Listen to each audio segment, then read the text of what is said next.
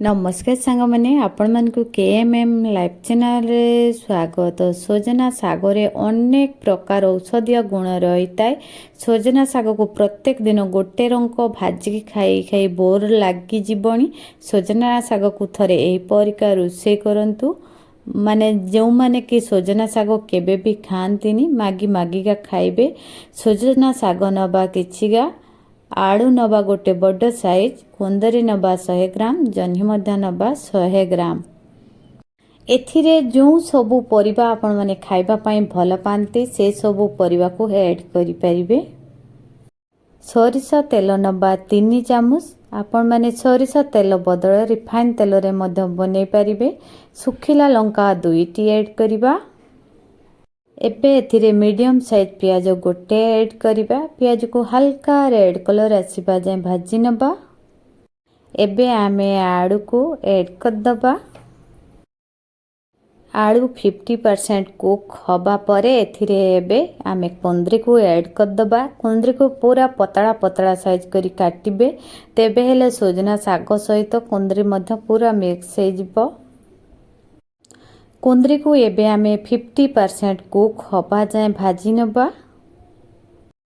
एबे एथिरे जह्नी को एबे ऐड कर दबा। आपण माने एथिरे बोइताड़ को मध्य ऐड करि परिबे, बैगण को मध्य ऐड करि परिबे। जह्नी रे हमर पानी बाहरिबो से हिसाब रे जह्नी को सबुठु लास्ट ऐड करिवे। हमर पाखा पाखी आलू पूरा पूरी कुक हे जायछि। एबे आमे स्वाद अनुसार लूण ऐड कर दबा।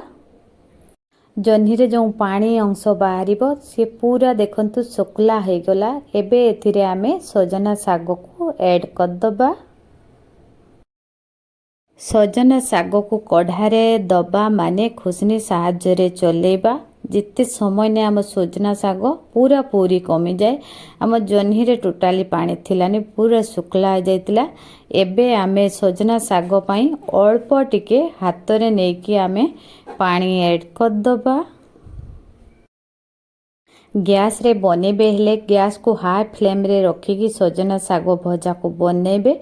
खाइबा पई बहुत सुंदर लागिबो। सजना सागर कलर मध्य चेंज हेबनी। सजना साग ग्रीन देखौतिले से सजना साग खाइबा पई टेस्टी लागिबो। सजना साग रे पानी देकी ढांकुणी लगेबेनी। सजना साग ए खोला रे चलोथिबे खुसनी साहाय्य रे। पानी पूरा सुकला हे गला। एबे एतिरे आमे रसुण छेचा किछि ऐड कर दबा। आमर सजना साग भजा पूरा पूरी रेडी हे गला। एबे आमे चुल्ही रु उल्हे दबा। एही सजना साग सहित आपण माने गरम भात सहित खाई परिबे। पखाळ सहित जदि खाइचंती केते बेले गोटे बेला जगार 2 बेला खाई देबे जानि परिबेनी।